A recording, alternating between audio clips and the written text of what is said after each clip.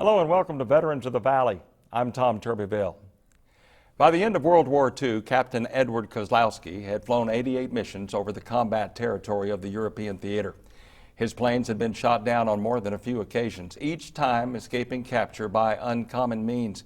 His life's path took him from his boyhood farm home in Wisconsin, through his military service as a pathfinder navigator, to Houston, NASA, where he designed and installed the heat shields used on the Apollo missions. But perhaps his most rewarding mission was that to win the heart of Yolanda Frisch, Army Nurse Corps. It too was no easy challenge. Yolanda Frisch of the 100th Evacuation Hospital always set up near the front lines, following Patton's army through France, Belgium, Holland, and Germany. A triage nurse, a surgical nurse. Both former Texas A&M employees, now retired in Bryan. They are indeed testament to the bravery and determination of all those men and women who served for freedom. Please meet Captain and Captain Ed and Yolanda Kozlowski. What an honor it is to have you both here. I want to fast forward to when you all met. 47 years, or in 1947 you all got married, but talk about how you all met, where you all met. It was during the height of the war in the European theater. Yolanda, what do you remember about it? Well, I remember going to a dance and meeting my husband-to-be, and after we got through with the dance and on our way home, he asked me to write him. And I said I would write him just like he was my brother, which I did. What do you remember? How did the party come to be? It was after D-Day, right? It was after D-Day. We had been flying for 4 days almost consecutively as we fly the mission, come back and get briefed and maybe catch 3-4 hours of sleep and take off again. But on the 4th day, the CEO says, well, today we're going to have a party. I kept saying, well, you can't have a party without women. And they said, well, we kind of took care of that. What it was that they had a contingent of nurses coming down from Blackpool, England, down to Southampton.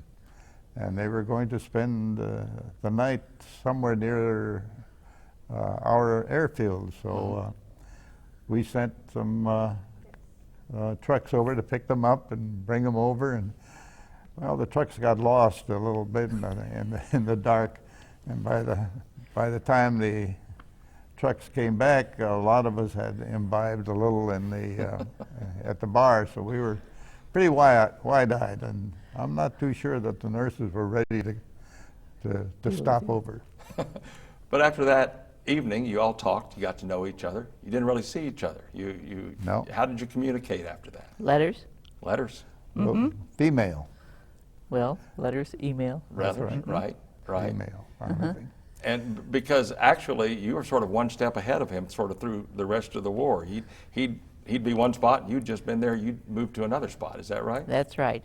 Whenever he came to the airfield, he'd ask where we were, and we had just moved away from there. And then he'd come to another airfield, and we had moved. So he kept chasing me. And he finally got you. Right, right. Yeah. Yolanda was the Army Nurse Corps. Of course, you were Army Air Corps. Right. Want to talk about your career. You grew up in a farm in Wisconsin, and it was something that happened on that farm, I believe you told me, that first got you hooked on flying. What happened? Well, we had a plane come over, or man come over to ask my father if he could land his plane on our pasture, and Father said, yeah. He said, well, I'll give you a ride in the airplane. This was an old bi-wing open cockpit plane, and he sat in the front and the passenger sat in the back, and so he gave me a ride, and right then and there I said, goodbye farm, I'm ready to fly. You were ready to go. You were commissioned December 1st, 1941. Of course, 6 days later the world changed, obviously on December 7th with the bombing of Pearl Harbor. I think you were scheduled for a leave, but that leave got canceled. Talk about what happened to you after Pearl Harbor. Well, after Pearl Harbor, you mean? Right.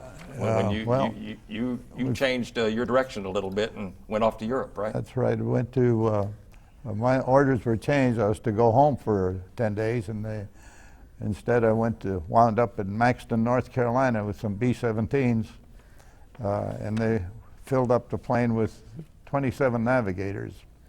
And we all flew to to England. And we landed near Oxford University at a little field there. And for 6 weeks we were taught by the RAF as to getting familiar with their radar sets and their radar navigation that they had covered Europe with, so that we could have a more pinpoint location of where we were at any time we were traveling, which worked for a while, but then the Germans got real wise and began to jam it pretty badly. So once we got over Europe, about 200 miles inside the borders, we were pretty much on our own. The radar did not help us too much. When you were transported with those 27 other Pathfinder navigators, I believe you said it was Christmas Eve, and you all sang Silent Night on the way over the North Atlantic. Well, is that yeah, right? we left on Christmas Eve, and around midnight somebody said, well, we're over the ocean, and he started to sing Silent Night, and by the time he was through, I think everybody on the plane had a tear or two in his eye. Absolutely. You were young kids, didn't know where you were headed. That's right. Or what you were in for. You didn't fly just one, as a Pathfinder navigator, you didn't fly just one aircraft. You were experienced in B-17s, B-24s, other aircraft. That's right. I was transferred from one group to the other, whichever was going to fly a particular mission. And so I didn't really stay at one air base for very long, and kind of transferred from one group of planes to another, B-17s, B-24s, and B-25s. I only flew one mission in the B-26, and that was in France. First time you were shot down, I know that's an interesting story about where you hid. Talk a little bit about your hiding place and being shot down the first time. Well, we had bombed the ball bearing factories at Schweinfurt, and were coming back when we met a lot of fighters and Messerschmitts that gave us a lot of trouble, and we had to crash land in right on the border between Holland and Germany. And as we landed, we didn't really land, we belly landed and got out of the plane, and 3 of us ran towards the farmhouse, towards the farm barn, and the other 3 ran in some other direction. We had a few wounded people we left in the plane. And as we were running towards it, the farmer came running out and said, no, no, no, no, no. And he showed us a big pile of manure, and so we wondered what he was talking about. And we ran over there and opened the door, and there was a little hut sort of thing, and there were 3 RAF people there. And so we slid in behind him, and he closed the door. And it wasn't 3-4 minutes later that we could hear the Germans running around there looking for us on the thing. The 3 others that ran in an opposite direction from us were captured. Right. So this was a cellar that was pretty much camouflaged by manure. That's right. Right. And so the Germans, they weren't interested in getting near that, No, obviously. that's right. And that evidently saved you. Right. And you were able to escape from that, though. Then the next morning, we stayed there overnight, and towards morning of the night, a truck came along, and we all got into a truck that carried fish. And of course, we were all got into the truck and covered up, and he took us to a place on the coastline of Holland, which I don't even know where it was, but it was a Catholic church that we got off, and we went down into the basement of the church. We stayed there the rest of the day, and then at night we were moved out towards the sea, got on a fish boat, and went out to the somewhere out into the North Sea, and after about 4 or 5 hours or longer, it seemed like days, but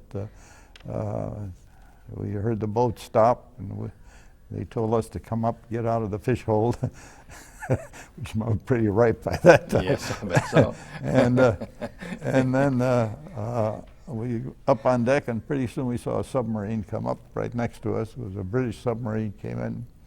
We were taken off the boat, fish boat, got into the submarine, and the British filled the boat with fish, and he left and went back to Holland, and we were taken back to England.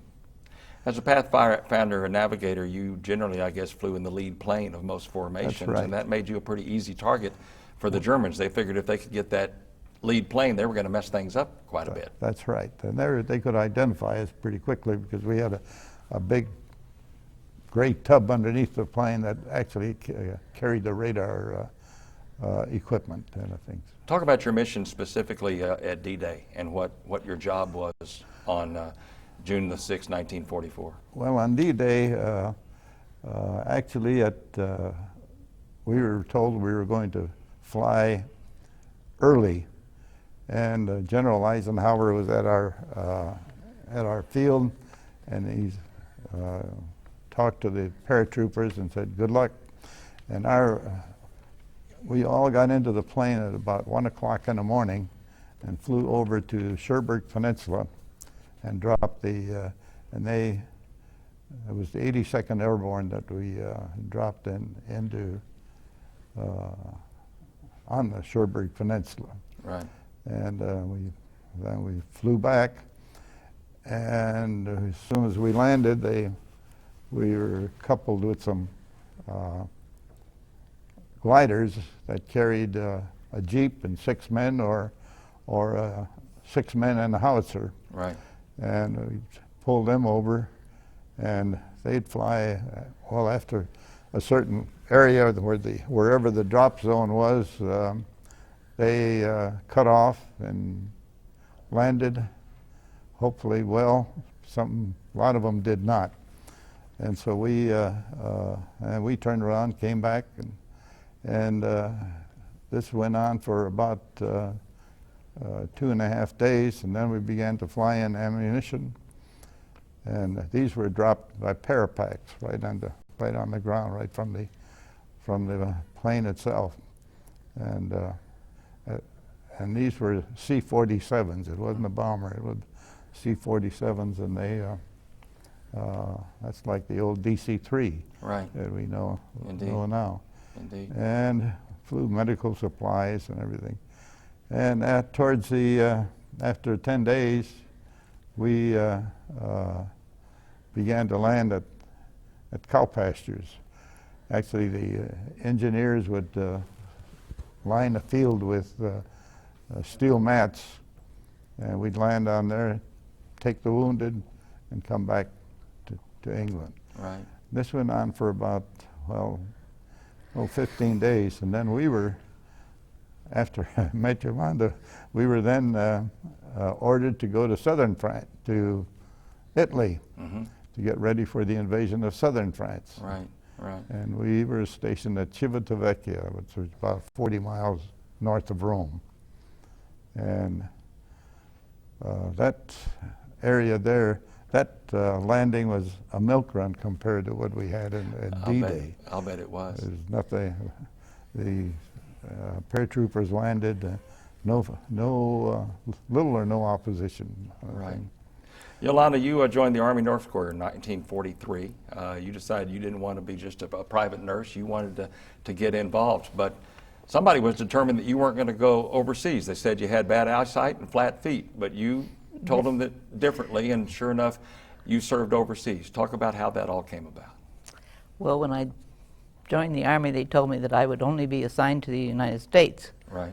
And I told the recruiter, I don't think so, but I said, we'll see.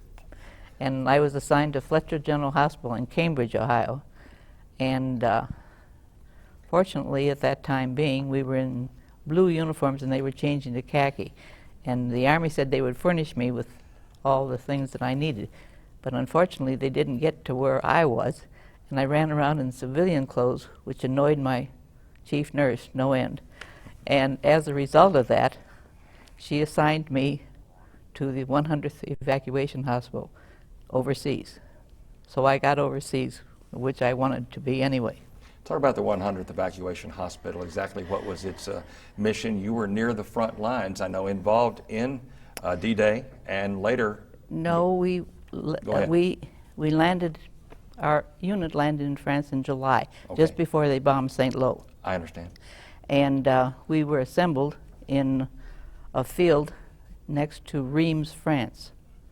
And that's where we got our first casualties. And these were ongoing things. When our hospital moved, we moved one half at a time so that we could keep going constantly. We would take one half of the hospital and move it forward to wherever we were assigned to, and then the other half would come when they were already in place, so that we never really had time to to relax or anything else, because we were constantly on the go getting these things set up. And an evacuation hospital is the first place they go after a first aid. I see. After first aid. Yeah, and what you do for triage, you put people back in combat before you take care of the seriously ill ones. Mm-hmm. And the ones that are very serious, you hopefully, with IVs and so forth, that you could keep them going until they could get into surgery. And as a triage nurse, this was a rather overwhelming responsibility to make these decisions. It was. I mean, another doctor and I made these decisions, but we had to carry them out. And it was very overwhelming. After doing it for about, 4 or 5 months, I asked to be transferred to a surgical ward. I let somebody else take over that responsibility. Indeed.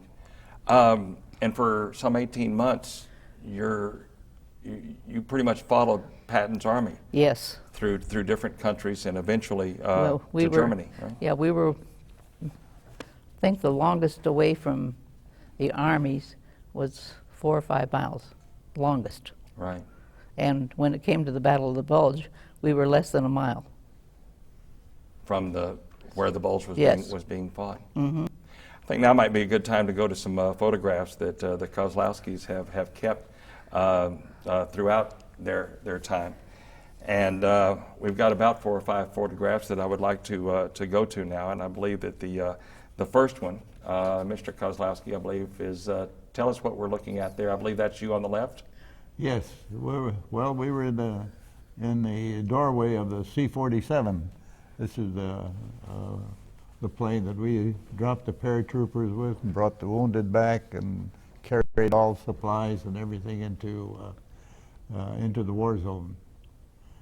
And I flew about 42 missions in the C-47s and 42 with the bombers. Okay, let's go on to the next photograph. Now that's a souvenir of war, and that is you holding it. Well, I was holding a Nazi flag and German helmet and so forth.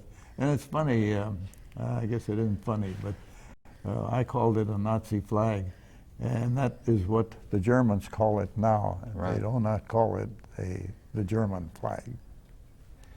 Let's move on to the next photograph, and I think this is, Yolanda, this is from your Yeah, part of the war. Well, this was treating a minor injury, Mhm. but we did wherever we could. And most of the minor injuries we did as they came in, because all our supplies were there. You can't see them, but they were there, and we were taking care of the minor injury. The right-hand picture, the large picture, that's you on the left Yes, of that, with other medical personnel right. and soldiers evidently that you were treating then. Yeah. And There then on the left are 4 nurses. None of those are you, but those are some of Friends of mine. some friends of yours Mhm. outside of one of the tents that was. There were That's where you lived. Yeah, well, there were 4 nurses assigned to each tent. Mhm. And the 4 nurses that I lived with, I'm the only one that's a survivor. I see. Let's move on to the next picture. This was the evacuation hospital. The That's how 100th. they set it up, yes. It was not a small operation. Mhm. An evacuation hospital was a large, like a station hospital in England, Mhm. where there were a lot of people. We had radiology, we had dental work, we had surgery. I mean, a lot of things happened there. All under a tent. all under tents. All under tents. Mm-hmm. And the final picture is there you all are. Those the Right. young Ed and Yolanda Kozlowski. Mm-hmm. And I guess those were just your formal military photographs. Is that right? That's Yes. right, yeah. That's what we Wonderful sent looking. back home. Indeed. Yolanda, I want to talk to you. You said that there were times that you went on leave and you found your way in Paris, and you were able to meet some very interesting people when you were there. Journalists who were covering the war. Just about every journalist that was in the European theater, you had the opportunity to meet. Is that right? That is right. That was because I met a Francis Chase, who was a journalist for the New Yorker. And with his introduction to all these journalists, it was a very good thing to meet all these people that were writing about the war. I met. Tell me about that. I also met Ernest Hemingway through him, and he and Francis Chase had fought in the Spanish War together. Right. And I do not have good memories of Hemingway. I thought he was very uncouth, and I think that he was only concerned with himself. So there you go. Mhm. Mr. Chase gave you something, and we're going to that shot right now, which allows me to hold this up. This is a silk map.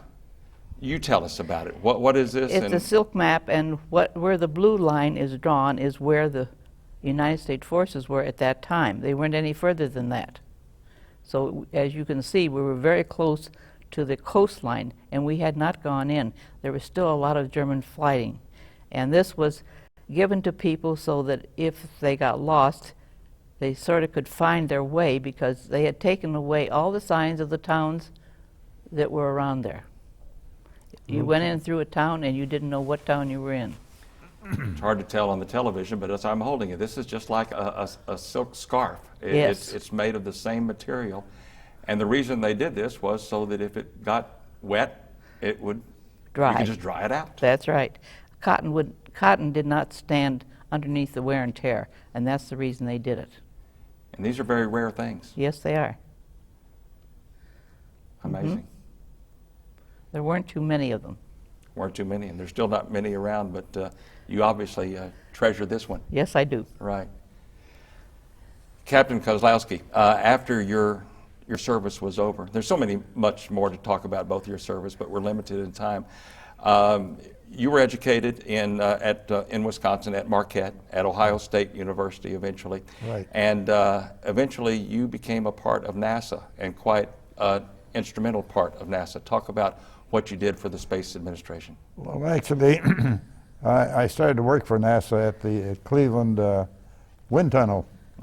And I had quite a bit of experience when I worked for a steel mill with the ceramics that were used in the furnaces and so forth. And so I talked about that a little bit, and suddenly I found myself being working with ceramics for the heat shield on the bottom of the Apollo missions, of the Apollo vessels. And my job was to try to design one that would withstand the temperatures coming back from the trips, and that's what brought me to Texas. And the Apollos did not have any problem with the heat shield itself. The previous vessels, the Mercuries, did almost burn through twice. So that's why they were particularly interested in that. Now, in Apollo 13, I was in the control room when Level was got on the radio, and he radioed back. He says, "Houston, we have a problem." But the way he said it and the sound of his voice, everybody knew it was something more than a little problem. It kind of galvanized the whole area, whole control room into action. And the movie represented it very well. There was no no byplay in there at all that I could see, that I could remember. They didn't Hollywood it up a lot. It was pretty much true to form. It was pretty straightforward on the thing. Indeed. And it's very difficult to